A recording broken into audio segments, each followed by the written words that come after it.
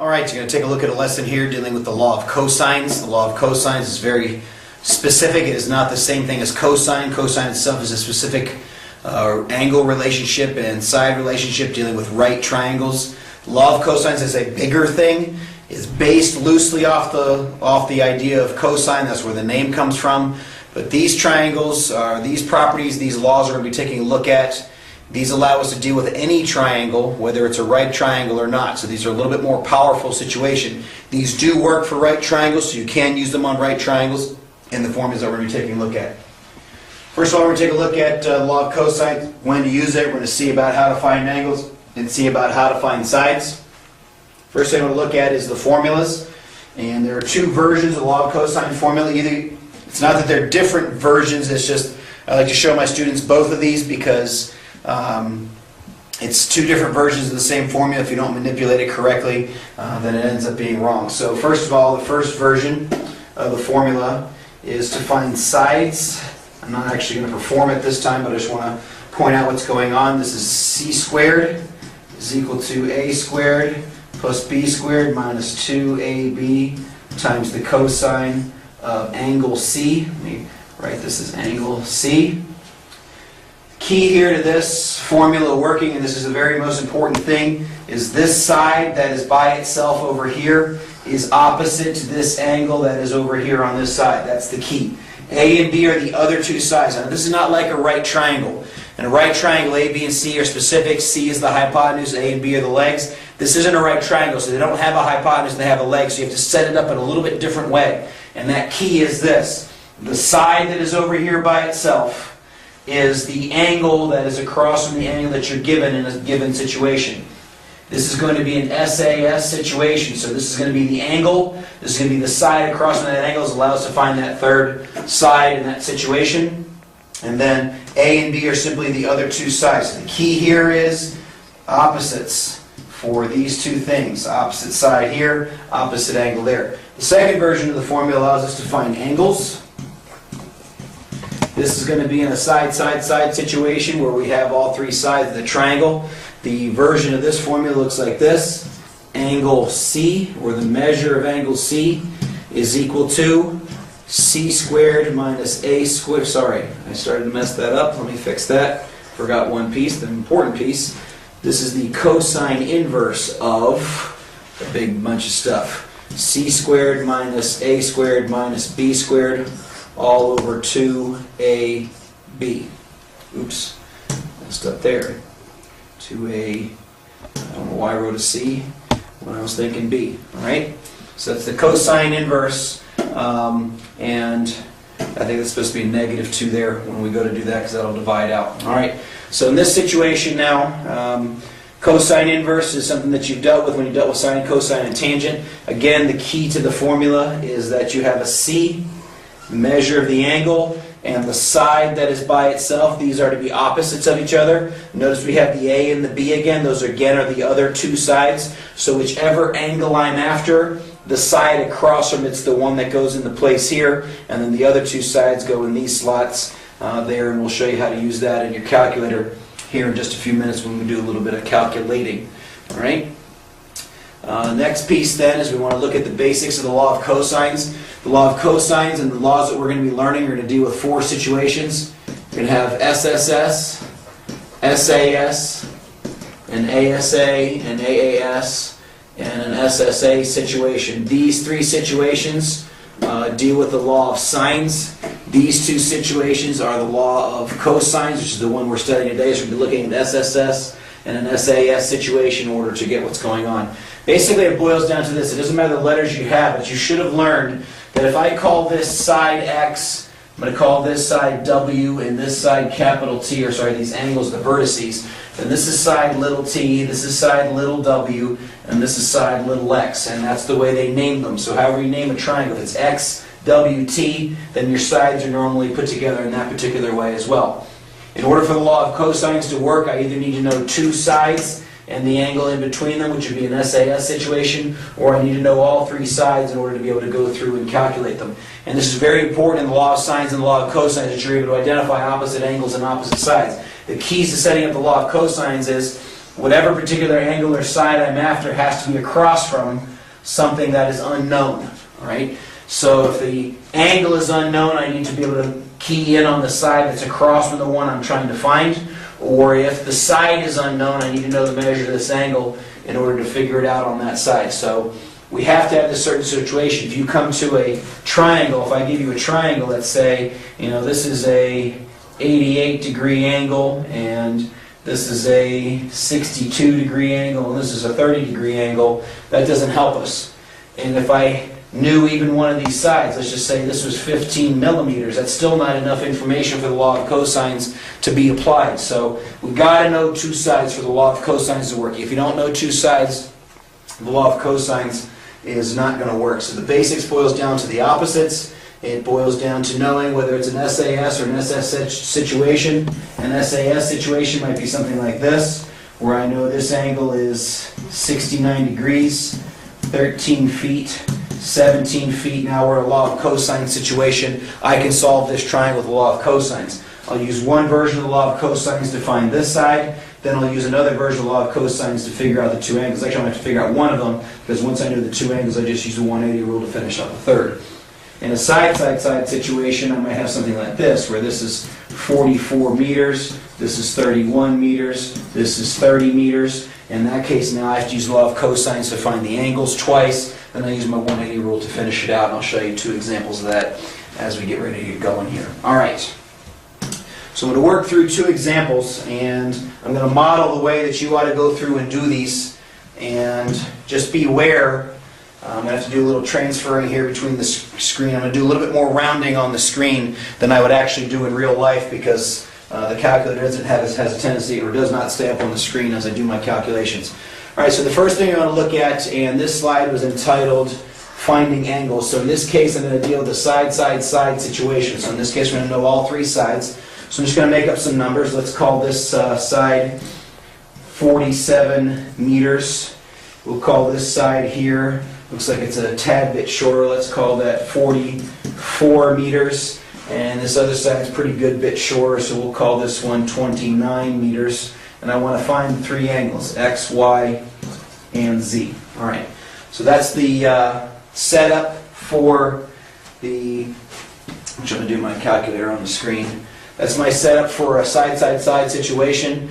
You can go after these angles in any order that you want to. It doesn't have to be X, Y, Z, and they may not always be labeled that way, but I just want to use it here in this particular situation to show what's going on. So this is going to be the angle version of the Law of Cosines Formula. So the first thing I want to do is worry about setting it up. So I'm going to go after X first, just because. So X, which is the measurement of the angle, is equal to the cosine inverse of, now this is where the key comes into play.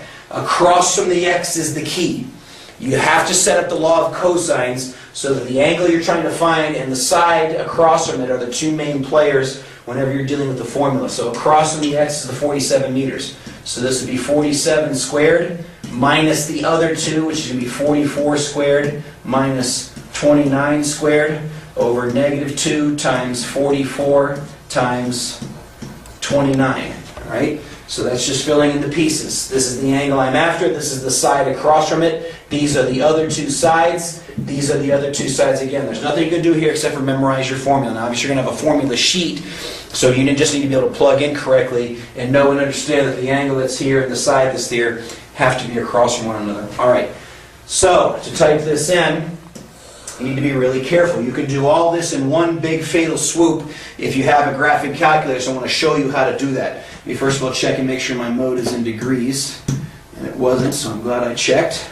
So then we'll quit out of there. All right, here we go. Cosine inverse. Second cosine brings up cosine inverse. Now this is good just for cosine inverse. So I got to put the numerator and the denominator in their own sets of parentheses. Now they're not here, but the calculator doesn't read two lines. I got to write all this in one line. So I got to set apart the numerator and set apart the denominator, and I have to do that with a set of parentheses. So that's going to be parentheses again. So it's cosine inverse parentheses parentheses. Now I do the numerator. 47 squared minus 44 squared minus 29 squared. That's the end of the numerator, so I close that parentheses.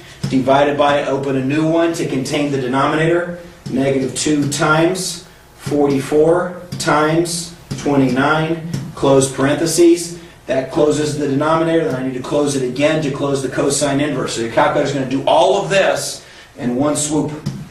And it turns out that x is, and I lost it, I'm going to go 77.140 degrees.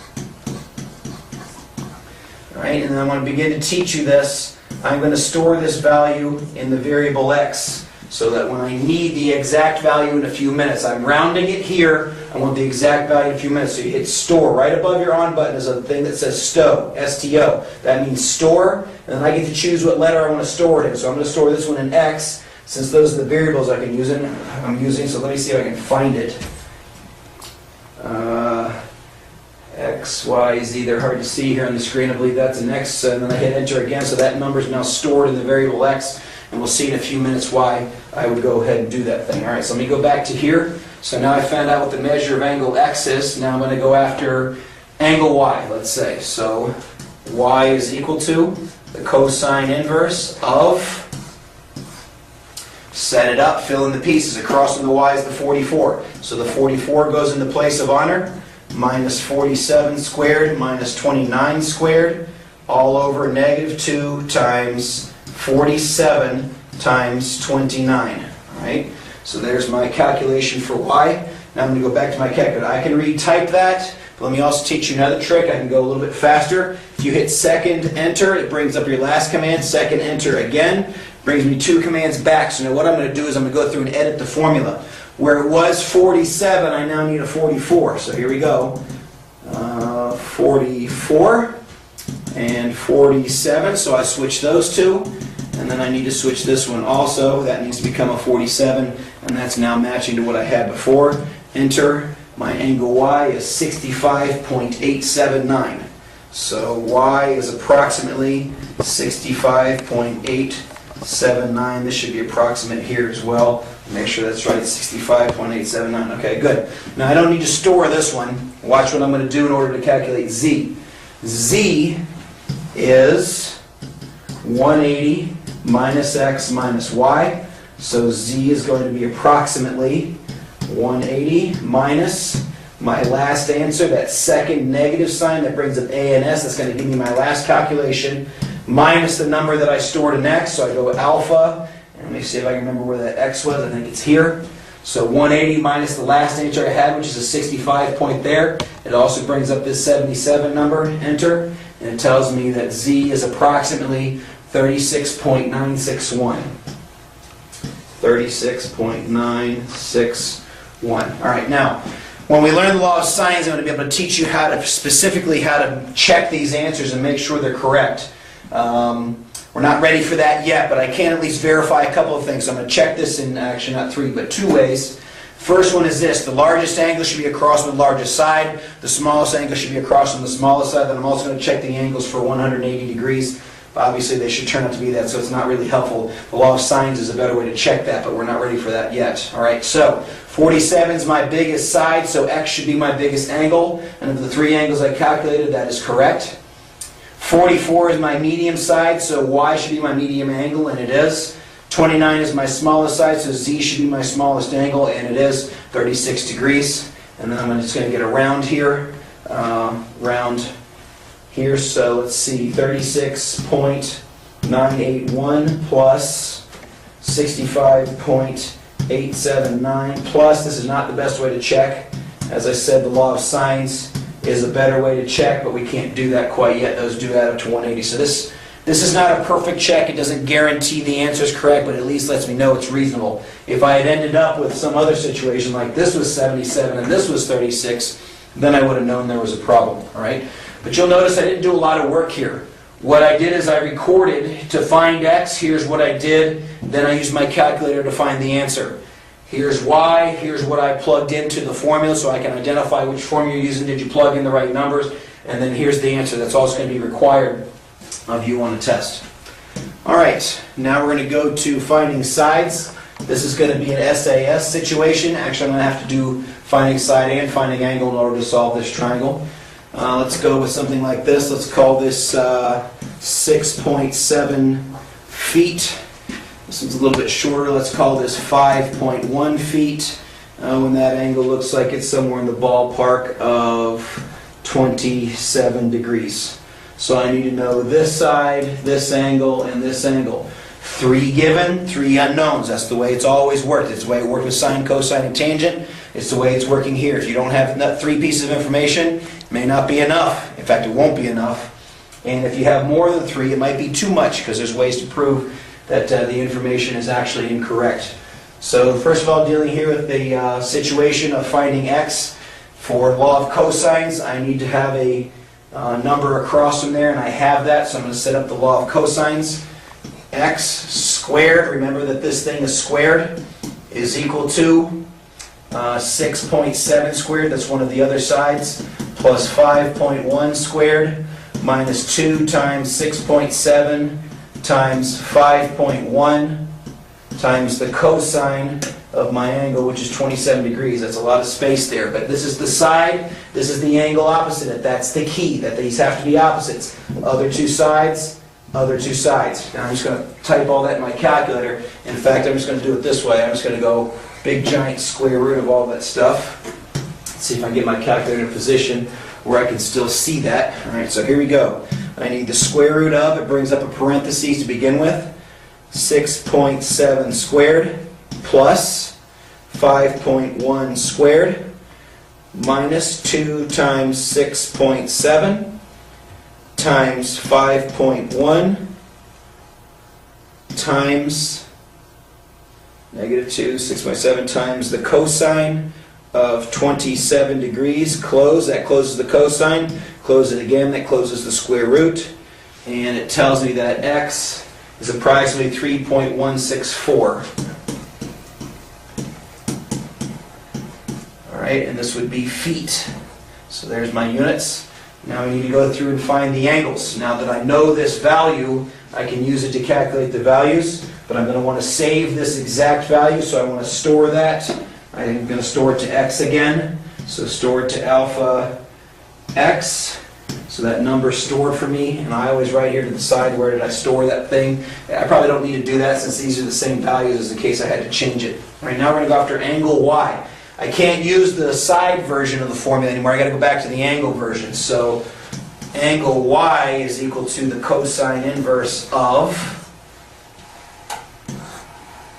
across from the y is a 6.7, so it's in the place of honor. It gets squared minus 5.1 squared minus x squared. And that's okay to write that. That lets me know, well, I know x what x is already. I don't want to write out those big numbers any more than I have to, so I can just write that. That's not a big deal. Negative 2 times 5.1 times x. So calculator now to be able to do that. Let's clear this out. The cosine inverse, another parentheses for the numerator, 6.7 squared minus 5.1 squared minus my value x squared. So notice I just typed the x in there, close the parentheses, divided by open the parentheses, negative 2 times 5.1 times x, close, close. Closes the denominator, then closes the cosine inverse, tells me angle y is approximately 105.957. Okay? Now I don't need any big fancy rules to find z.